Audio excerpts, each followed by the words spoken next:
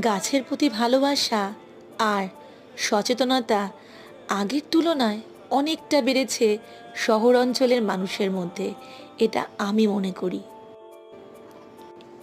এখনও আমাদের মধ্যে সঠিকভাবে গাছের প্রতি ভালোবাসা সকলের মনে জন্মায়নি।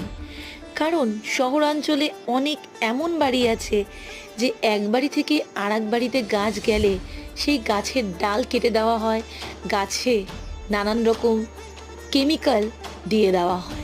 আমি মনে করি এটা একেবারেই অন্যায় কাজ। কারণ গাছ কিন্তু আমাদের মতন কোনো কিছু বোঝে না।